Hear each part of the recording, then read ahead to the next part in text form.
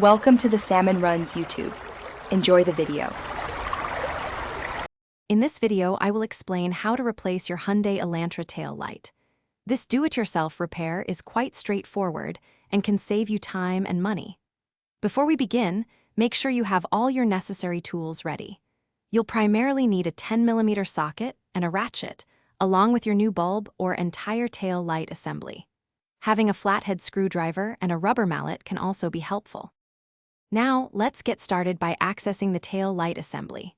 First, open your trunk and look for a small access panel or cover located on the side, directly behind the tail light.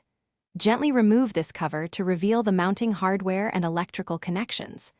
Once exposed, locate the main electrical connector and carefully disconnect it by pressing the release tab and pulling it apart.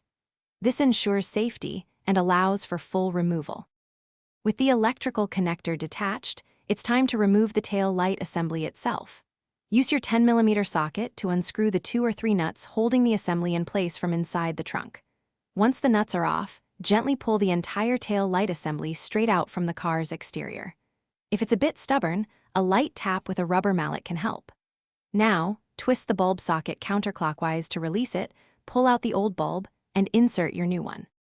To finish up, insert the new bulb socket back into the tail light assembly and twist it clockwise until it locks into place.